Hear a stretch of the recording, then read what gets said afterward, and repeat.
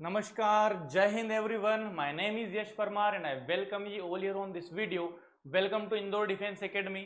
और आज है हमारी सीरीज का थर्ड पार्ट जिसमें हम लोग क्या करने वाले हैं, न्यूटन्स लॉ ऑफ मोशन और फोर्स या फिर आपका मैं कहूँ कि तीनों गति के नियमों से जो भी क्वेश्चंस बनने वाले हैं सारे हम आज डिस्कस करेंगे।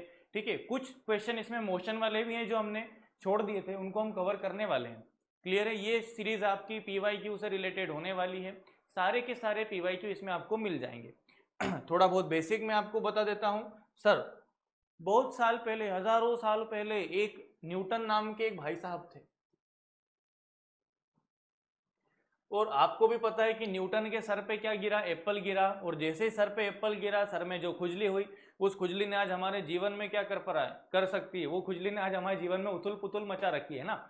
तो न्यूटन के भाई साहब के सर पर क्या गिरा था, सेब गिरा था, जिससे उसने हमें ग्रेविटी दे दी। लेकिन न्यूटन ने ग्रेविटी के अलावा हमको क्या दिए हैं, तो सर हमको दिए हैं लॉज ऑफ मोशन। कितने दिए हैं, लॉज ऑफ मोशन दिए हैं, बोलो हाँ।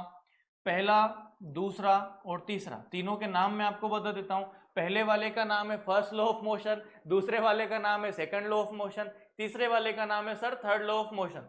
क्लियर हुआ क्या? तो ये कहानी आपको ध्यान नहीं रखना है। कहानी जो ध्यान रखना है वो क्या याद रखना है, मैं पहले बता देता हूँ। फर्स्ट लॉ ऑफ मोशन जो होता है आपका, ये होता है आपका लॉ ऑफ इनर्शिया। क्या होता है सर? लॉ ऑफ इनर्शिया होता है।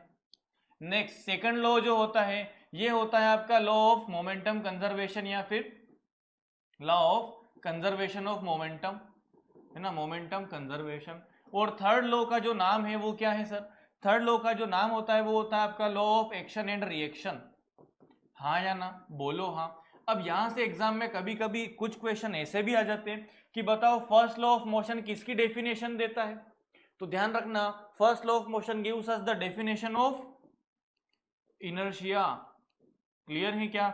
अब एग्जाम में अगर ऐसा पूछ लिया, अच्छा फर्स्ट तो पता है तुम्हें, मुझे बताओ सेकंड लॉ ऑफ मोशन किसकी डेफिनेशन देगा, तो you have to remember second law of motion it will define us to, sorry it will define force to us.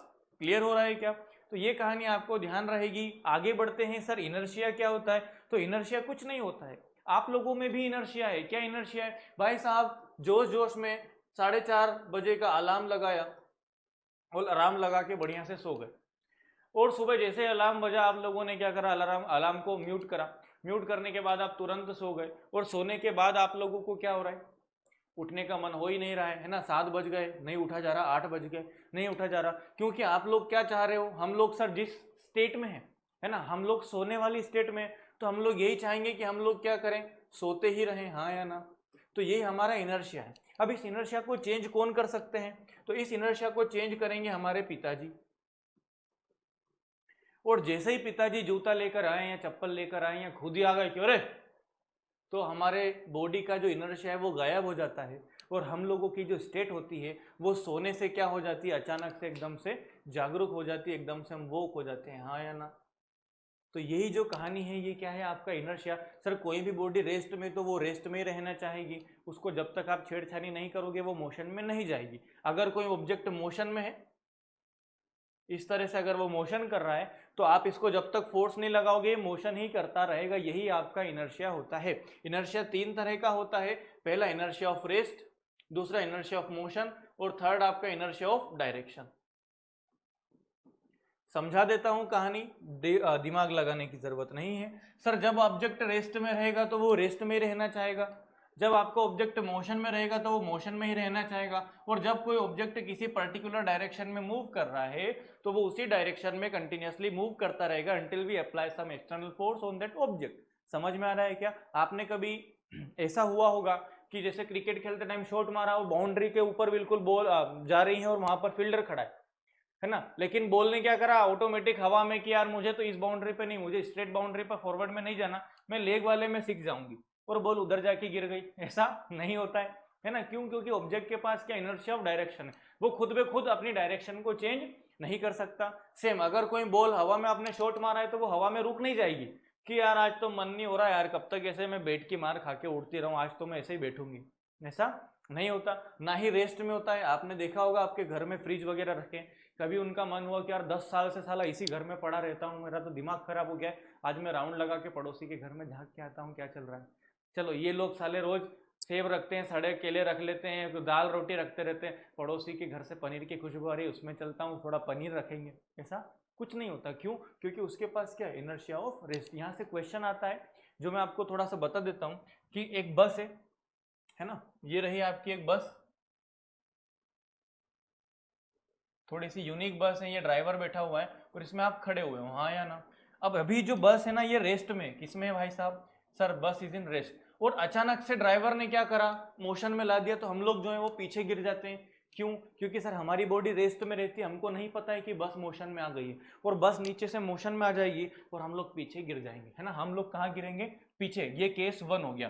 Case 2 में क्या होता है, बस बढ़िया से इधर 60 किलोमीटर पर आवर की स्पीड से मोशन कर रही है और अचानक से ड्राइवर ने ब्रेक लगा दिया, तो ऐसे केस में हम लोग आगे की तरफ गिर जाते हैं। ये आपका क्या है, केस 2 और ये केस 1। क्यों? क्योंकि सर हमारी बस जो बॉडी है वो बस के साथ क्या कर रही है, मोशन कर रही है, हाँ या ना।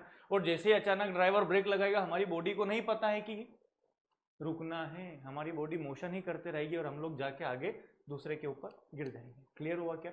ये दोनों एग्जाम्पल आपका, एक इनर्शिया ऑफ रेस्ट का and second is your inertia of motion का। साइकिल आप चलाते हैं, अभी बारिश का मौसम है, बढ़िया कीचड़ विचड़ चलता है ना। तो पुराने ज़माने में आपने देखा होगा, जब हम छोटे थे साइकिल में मडगार्ड नहीं होता था, तो हम लोग ब्रेक भी वैसे ही टायर में से पैर लगा के बढ़िया से चकाचक ब्रेक लगाते थे, हाँ या ना।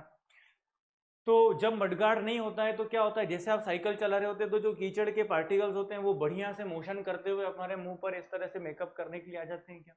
तो वो कहानी किसकी है सर? इनर्शिया ऑफ डायरेक्शन की। समझ में तो नहीं आया?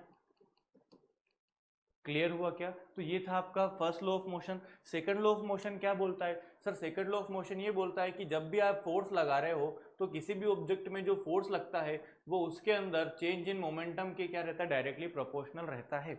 क्लियर हुआ क्या? अच्छा, मोमेंटम क्या होता है? तो momentum is your mass multiplied by velocity, हाँ या ना। तो अब मुझे एक बात बताओ सर, कभी भी किसी ऑब्जेक्ट का मोशन, आप मुझे एक बात बताओ, घर से निकले हो, है ना, घर से निकले हो 70 किलो के, और ग्राउंड पहुंचते पहुंचते आप में 60 किलो वजन हो गया क्या, और वापस घर पे आए तो 80 किलो के हो क्या है क्या? ऐसा होता है? ऐसा नहीं होता सर। ऐसा तभी होता है जब आप फ्री की शादी में जा रहे हो, है ना। तो घर से निकलोगे 50 किलो के और वहां पे 10 किलो सूत लोगे, तभी उससे दाल बाटी रसगुल्ला रसमलाई जो भी मिल गया, और उधर से आओगे ऐसे तंबू हो गए, ओ बाप रे आज तो सर ज्यादा खा लिया, है ना। तो वो केस नहीं काम करता है। क्यों? तो किसी भी ऑब्जेक्ट का जब मोशन होता है तो उसके मास में कोई भी चेंज नहीं होता है। मास हमेशा क्या रहता है भाई साहब? मास हमेशा कांस्टेंट रहता है। तो यहां से अगर मैं बात करूं कि एक कांस्टेंट आ जाएगा जिसकी वैल्यू 1 होती है, तो इसको लिखने से कोई सेंस आपका नहीं बनता है ना।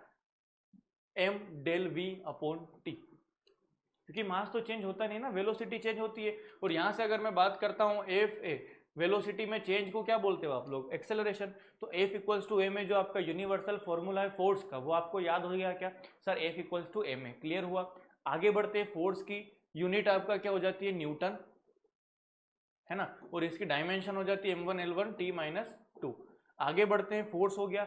तीसरी कहानी आपका क्या होती है सर? तीसरी कहानी कुछ नहीं होती है आपका एक्शन और रिएक्शन। यहाँ पर एक बात समझो, ये टेबल है, हाँ या ना, मजबूत क्वालिटी की टेबल ली है, और टेबल के पास वजन है कि सर ये 1000 किलो का वजन उठा सकती है, हाँ या ना, 1000 किलो का ये वजन उठा सकती है। मुझे एक बात बताओ, यहाँ पर एक आदमी खड़ा, 2 आदमी खड़ा, 3 आदमी खड़े और चौथा आदमी खड़ा, ठीक है। ये 80 किलो का, ये 100 किलो का, ये 40 किलो का, और ये भी 40 किलो का। कितना हो गया टोटल वेट आपका? 260, है ना। अब 260 किलोग्राम का वेट है, लेकिन टेबल के पास तो क्या है सर? कैपेसिटी। सर टेबल की कैपेसिटी तो क्या है? 1000 किलोग्राम को संभालने की है, तो टेबल को कुछ भी फर्क नहीं पड़ेगा, हाँ या ना। लेकिन अगर मैं क्या करूं,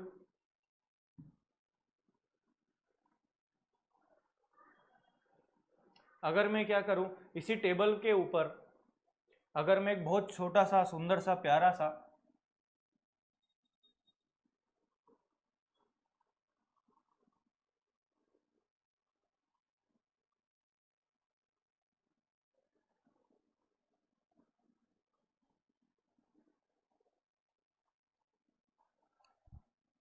हाथी दिख रहा होगा आपको, छोटा सा हल्का फुल्का बेचारा गरीब हाथी है ना, अभी कुपोषित है। अगर मैं इसके छोटा सा क्या कर देता हूँ, हाथी खड़ा कर देता हूँ, तो इस केस में मुझे एक बात बताओ, हाथी का वजन कितना है सर? 1200 किलो मान लेते हैं।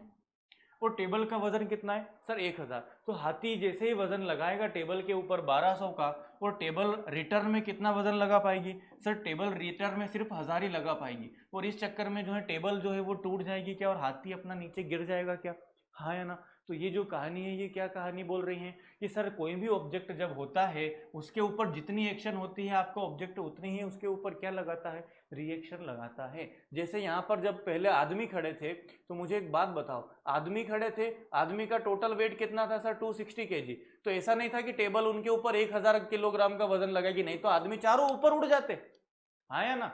लेकिन यहाँ पर क्या हो रहा था, 260 किलो नीचे आ रहा था तो टेबल ने भी बैलेंस करने के लिए कितना लगाया, 260 किलो का ही वेट लगाया। क्लियर हुआ क्या, बस इसी को आप लोग क्या बोलते हो, एक्शन रिएक्शन का फोर्स। तो ध्यान रखना कोई भी ऑब्जेक्ट रखा रहता है तो उसका मास उसका वेट mg नीचे लगता है और ऑपोजिट डायरेक्शन में क्या लगता है आपका, रिएक्शन फोर्स। यहाँ तक कहानी समझ में आई क्या। आगे बढ़ते हैं, यहाँ से एक मोमेंटम कंजर्वेशन का भी रूल आता है, वो भी मैं आपको समझा देता हूँ। सर हमेशा जो मोमेंटम रहता है वो कंजर्व्ड रहता है, क्या रहता है, कंजर्व्ड रहता है। इसका क्या मतलब होता है मैं बताता हूँ, यहाँ बताता हूँ, है ना। यहाँ पर आप समझो एक साइकिल है, ठीक है, आप इस साइकिल पर बैठे हो, क्लियर है, विजिबल है। अब इस साइकिल पर आप बैठे हो और आप ये साइकिल पर जा रहे हो, हाँ या ना। मुझे एक बात बताओ, साइकिल का जो वेलोसिटी है वो है 10 मीटर पर सेकंड, और आपका और आपकी साइकिल का टोटल वेट जो है मैं मान लेता हूँ कितना है, 70 kg, हाँ या ना। तो आपका मोमेंटम सर कितना हो गया mv के हिसाब से, 700 किलोग्राम मीटर पर सेकंड का आपका क्या हो गया, मोमेंटम हो गया, हाँ या ना। अब जैसे ही आप जा रहे थे मार्केट से, आपको आपका एक दोस्त मिला और ये दोस्त ने बोला ओ किधर जा रहा है अकेले अकेले, और ये कूद के ऐसे बैठ गया। अब ये हल्का फुल्का दोस्त था, मान लो इसने कितना करा, 30 किलोग्राम का आपके दोस्त का वजन था, आप टोटल आपका वेट कितना हो गया सर, 100 किलोग्राम। तो मुझे एक बात बताओ, जैसे ही आपका दोस्त आपके साइकिल के ऊपर बैठता है आप फील करते हैं कि साइकिल हल्की सी स्लो हो गई है, हाँ या ना। तो वो कितना स्लो होती है मैं बता देता हूँ, टोटल जो मोमेंटम है वो कितना है सर, 700 है, हाँ या ना। और मुझे एक बात बताओ, वजन अब कितना हो गया 100 किलो का, लेकिन वेलोसिटी हमको नहीं पता है, 100 से इसको कैंसिल करेंगे तो वेलोसिटी कितना हो गया सर, 7 मीटर पर सेकंड। इसका मतलब 3 मीटर पर सेकंड से आपकी वेलोसिटी गिर गई है। लेकिन ओवरऑल यहाँ पर 700 किलोग्राम पर मीटर पर सेकंड का मोमेंटम चेंज हो रहा है क्या सर, नहीं, यहाँ भी 700 रहेगा और यहाँ भी 700 रहेगा। तो इसका मतलब क्या है कि किसी भी सिस्टम में अगर आप मास बढ़ाएंगे तो उसकी वेलोसिटी कम हो जाएगी, और जब आप मास कम करेंगे तो वेलोसिटी बढ़ जाएगी। सबसे बढ़िया एग्जांपल होता है इसका rocket.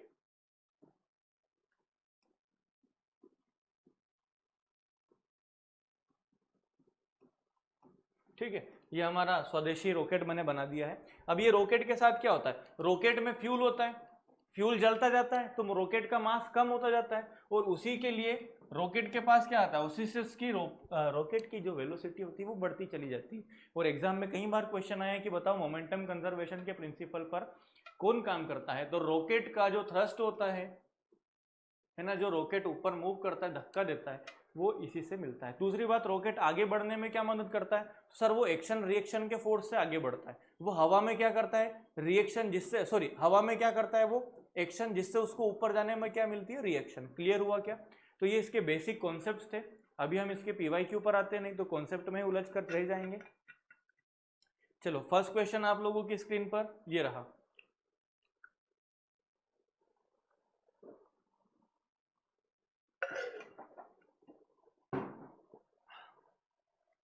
Okay, a particle is moving in a circle of a radius r with a constant speed v. Okay, average acceleration over the time. Okay, देखो मुझे एक बात बताओ, कोई भी ऑब्जेक्ट जब सर्कल में मूव करता है तो आपको पता है कि सर सेंट्रीपेटल फोर्स लगता है, इसका फॉर्मूला है mv²/r, और फोर्स का जनरल फॉर्मूला भगवान के आशीर्वाद से आपको पता है ma होता है।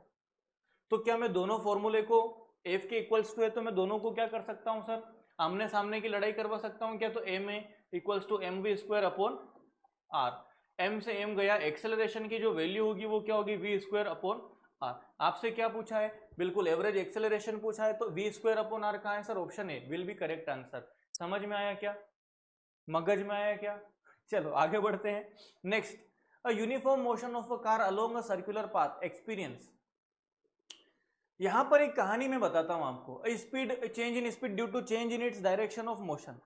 अब इसके पहले मैं आपको एक कहानी समझा देता हूं, उसके बाद हम इसको करेंगे।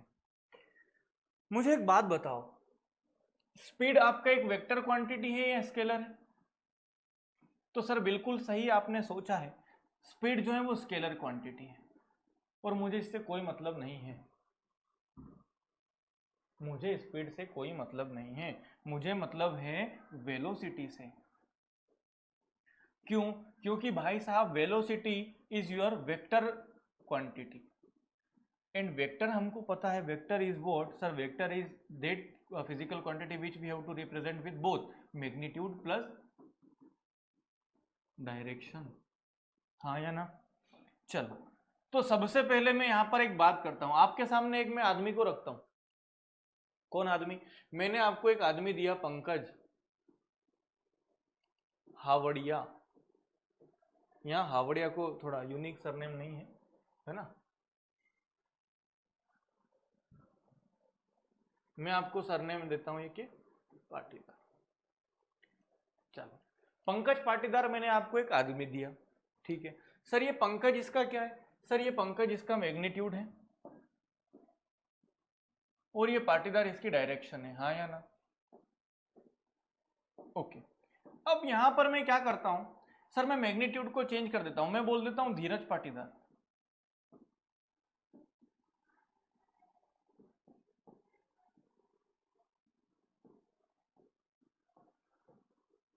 मैं क्या बोल देता हूं? धीरज पाटीदार। तो क्या दोनों सेम पर्सन है क्या?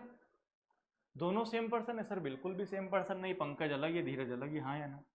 चलो, तीसरी बात, अब मैं क्या करता हूं, मैग्नीट्यूड सेम रखता हूं, पंकज को पंकज ही रखता हूं, लेकिन मैं पाटीदार को बना देता हूं शर्मा। क्या इस केस में, मुझे एक बात बताओ, क्या इस केस में आपका मैग्नीट्यूड और सॉरी पर्सन सेम है क्या? सर नहीं सर, पंकज पाटीदार दूसरा था, पंकज शर्मा का अलग बंदा है। और लास्ट मैं क्या कर देता हूं, मैं लिख देता हूं धीरज शर्मा। अब बताओ, अब क्या हो रहा है?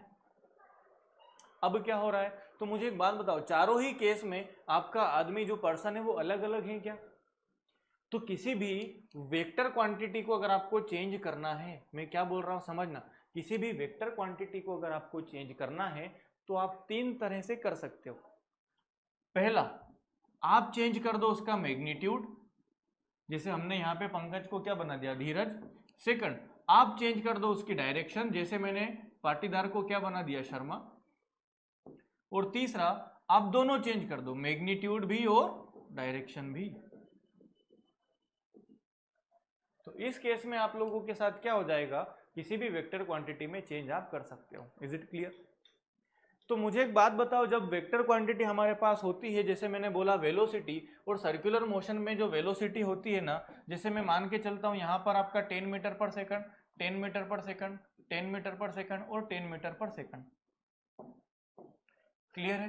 तो यहां पर आपको दिख रहा होगा कि सर इसकी वेलोसिटी में कोई भी चेंज नहीं हो रहा है, वेलोसिटी जो है वो कांस्टेंट है, और कांस्टेंट कितना है, 10 मीटर पर सेकंड से है। लेकिन मुझे एक बात बताओ, सर्कुलर मोशन पे हर पॉइंट में क्या होता है, आपका वेलोसिटी चेंज होती रहती है क्या?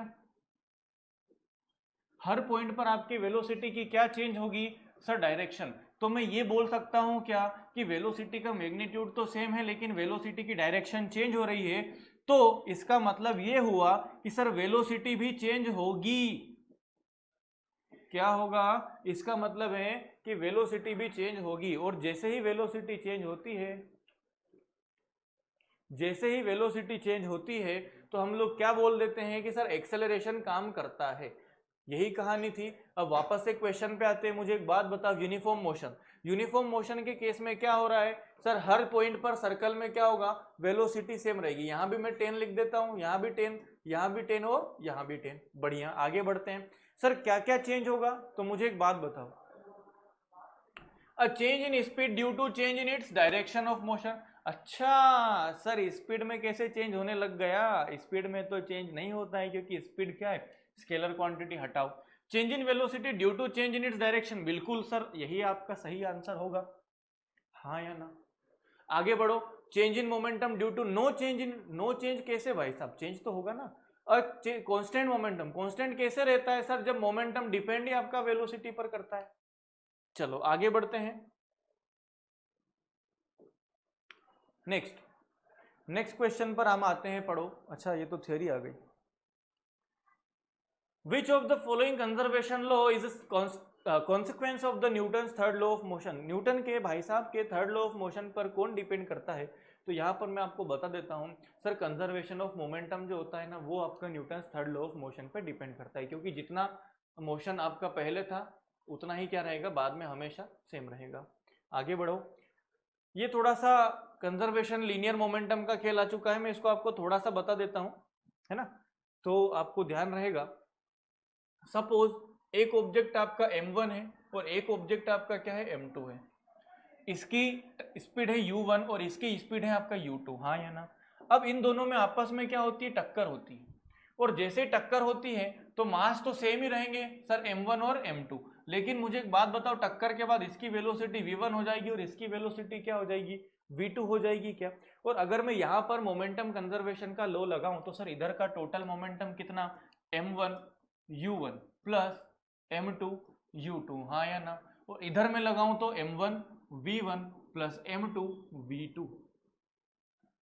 तो यही कॉन्सेप्ट जो बनता है आपका, वो क्या बनता है। अच्छा, इसमें और आगे क्या करो तो m1 u1 और ये आपका m1 v1 है ना, यहाँ पर m2 v2 plus sorry minus m2 u2। अब m2 m2 कॉमन ले सकते हो, m1 कॉमन ले लो, क्या बचेगा u1 minus v1 equals to m2 common ले लिया, क्या बचेगा v2 माइनस u2। अब यहाँ से आप किसी भी तरह से ये कॉलिजन का जो रूल होता है, यहाँ से न्यूमेरिकल आते हैं कभी गलती से, अगर इसमें आया तो हम सॉल्व करेंगे, अदरवाइज आगे बढ़ते हैं। ये रहा वो कॉन्सेप्ट आपका पूरा, ठीक है। नेक्स्ट, तो यहां पर आपका आंसर क्या हो जाएगा, change in moment, sorry conservation of momentum. Next question पर आते हैं। अच्छा, नेक्स्ट थ्योरी है सर्कुलर मोशन की, मैं आपको बता चुका हूं क्या कहानी रहती है क्या नहीं रहती है। चलो, to start your loaded trolley bag you exert more force than when it's moving, there is an example of। बताओ सर क्या है, किसी भी ट्रॉली को मूव करवाना है तो आपको उसका क्या करना पड़ेगा सर, उसके ऊपर फोर्स लगाना पड़ेगा। और फोर्स कैसे लगाओगे, फोर्स हम लगाते हैं सर इनर्शिया को चेंज कर कर, हाँ या ना। तो इनर्शिया में चेंज जो होता है वो डायरेक्टली फोर्स के बराबर होता है। ये कौन हो आपका, D, Newton's first law of motion. ये बताता है कि इनर्शिया को चेंज करने के लिए आपको फोर्स लगाना पड़ेगा। यहीं पर एक आपका फ्रिक्शंस का भी कांस्टेंट कॉन्सेप्ट बनता है, यहां पर मैं आपको बताता हूं। ओके, यहाँ पर फ्रिक्शन नहीं है, मैं आपको इसमें फ्रिक्शन का भी केस समझा देता हूँ। देखो, फ्रिक्शन आप लोगों को पता है क्या होता है सर, फ्रिक्शन एक ओपोजिंग फोर्स होता है जो कि क्या करता है, ऑब्जेक्ट के मोशन को ओपोज करता है, मोशन का विरोध करता है। अगर मुझे इधर जाना है तो फ्रिक्शन मुझे पीछे खींचेगा। सेम आपके पड़ोसी, रिश्तेदार या सोसाइटी की तरह, आप कभी तरक्की करने जाओ, आप अच्छी जगह पढ़ रहे हो, आप अच्छा काम कर रहे हो, आपकी सोसाइटी, आपके पड़ोसी, आपके रिश्तेदारों को ऐसे धक धक होने लग जाएगा और वो आपको ऐसे नीचे खींचने लग जाएंगे। बस वही फ्रिक्शन का काम है। समझ में आ रहा है क्या? तो यहाँ पर एक बात समझो, ये बॉक्स है, इस बॉक्स का जो वेट है वो कितना है, टोटल 100 न्यूटन है मान के चलो। अब आपको इसको मोशन करवाना है, तो आपने पूरी जान तक की ताकत लगा के 90 न्यूटन का फोर्स लगा दिया, क्या ये ऑब्जेक्ट मूव करेगा सर? बिल्कुल नहीं करेगा। बढ़िया। आगे आपने एक आदमी को और बुलाया और ये आपसे भी गया बीता था, इसने 10 न्यूटन का फोर्स लगाया, क्या इस कंडीशन में ये आगे बढ़ेगा क्या सर? बिल्कुल नहीं बढ़ेगा। हाँ, लेकिन जैसे ही एक लड़की यहां से निकल कर जा रही होगी, पिंकी दीदी, तो इन दोनों को जोश आ जाएगा, अरे हमसे कैसे पुल नहीं हुआ, पुश नहीं हो रहा, और हम दोनों ने धक्का लगाया और दोनों ने मिलाकर 102 न्यूटन का फोर्स लगा दिया। तो अब इस केस में मुझे बताओ क्या होगा सर? इस केस में आपका ऑब्जेक्ट जो है वो मोशन करने लग जाएगा, 2 न्यूटन के फोर्स से वो आपका ऑब्जेक्ट आगे बढ़ेगा, हाँ या ना। बस यही क्या होते हैं, आपके फ्रिक्शन होता है। पहला, जब तक आपका ऑब्जेक्ट मूव नहीं कर रहा था, स्टैटिक मतलब आपका रुका हुआ था, रेस्ट में था, तब उसमें जो फ्रिक्शन काम करता है वो होता है आपका स्टैटिक फ्रिक्शन। दूसरा, 100 न्यूटन तक आपने फोर्स लगा दिया, मतलब इससे 100 से अगर हल्का सा 101 भी लगाओगे तो आपका ऑब्जेक्ट मोशन कर जाएगा क्या? तो जो लिमिटेड में होता है, लिमिट पर होता है, उसको हम बोलते हैं लिमिटिंग फ्रिक्शन। क्या बोलते हैं? Limiting friction. तीसरा, जैसे ही मोशन करने लग जाएगा तो हम उसको बोलते हैं काइनेटिक फ्रिक्शन। क्या बोलते हैं सर? Kinetic friction. और काइनेटिक फ्रिक्शन फिर आगे दो तरह का होता है, एक रोलिंग फ्रिक्शन होगा और एक आपका स्लाइडिंग फ्रिक्शन होगा। क्लियर है क्या? अब एग्जाम में क्या बनता है सर? एग्जाम में आपका ये आता है, है ना। एग्जाम में क्या बोलेगा आपको, एग्जामिनर बोलेगा बताओ कौन से, तो यहां पर मैं बता रहा हूं आपका सबसे ज्यादा फोर्स होता है आपका फ्रिक्शन लिमिटिंग, देन आपका इससे छोटा कौन होता है स्टैटिक, फिर इससे छोटा कौन होता है फ्रिक्शन स्लाइडिंग, है ना, एस एल लिख देता हूं, और सबसे कम कौन होता है आपका फ्रिक्शन ऑफ रोलिंग। तो ये कॉन्सेप्ट आपको हमेशा ध्यान रखना है, इज इट क्लियर। और सबसे कम कौन होता है आपका रोलिंग, क्योंकि जैसे ऑब्जेक्ट लुढ़कने लगता है तो फ्रिक्शन की जो वैल्यू होती है वो कम होने लग जाती है। आगे बढ़ो, तो यहां पर जो कॉन्सेप्ट था देखो ये मैंने बता दिया था, है ना। यहां पर जो आपका आंसर हो जाएगा वो क्या हो जाएगा, फर्स्ट लॉ ऑफ मोशन। अच्छा नेक्स्ट क्वेश्चन पे आते हैं। ओके, द एक्सप्लेनेशन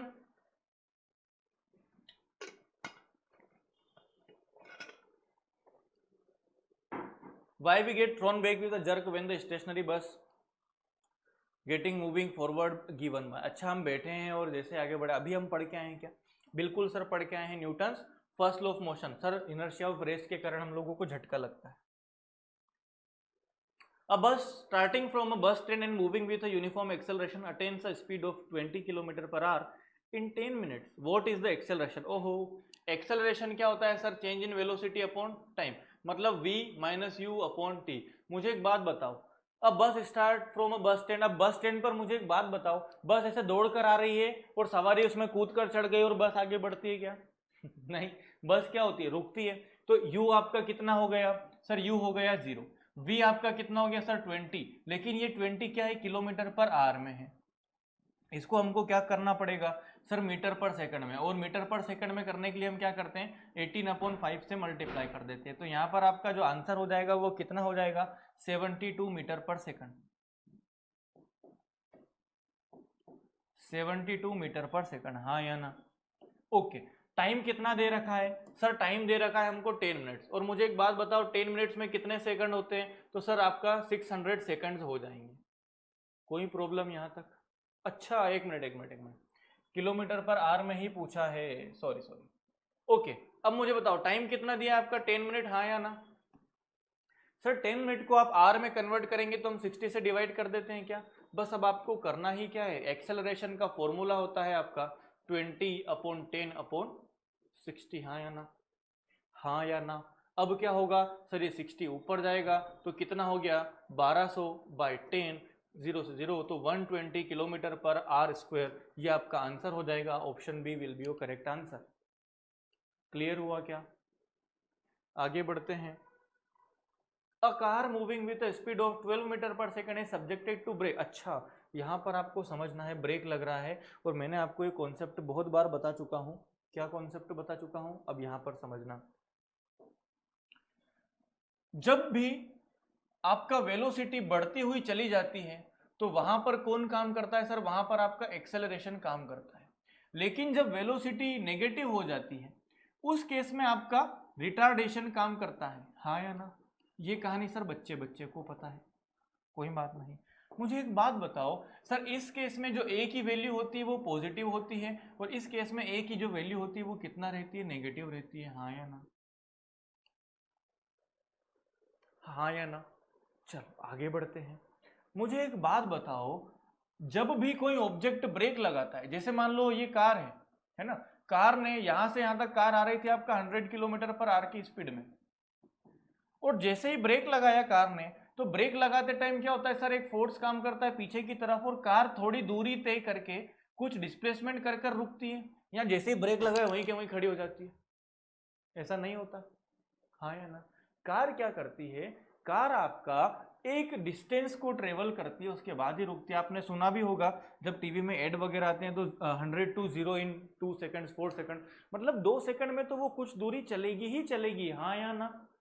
तो बिल्कुल चलेगी सर। अच्छा एक कहानी और मैं यहाँ पर बताता हूँ आपको, बताता हूँ। मान लो 10 मीटर पर सेकंड की स्पीड है ना, और 2 मीटर पर सेकंड स्क्वायर का रिटार्डेशन लग गया। इसका मतलब क्या है कि सर हर सेकंड में उसकी वेलोसिटी कितना कम हो जाएगी सर, 2 मीटर पर सेकंड से कम होगी। मतलब कार यहां पर थी 10, एक सेकंड बाद 8, फिर अगेन 6 4 2 एंड 1 0। तो यहां पर मुझे एक बात बताओ, कार कितने टाइम में रुकेगी, तो sir car will take 5 seconds to stop, हाँ या ना।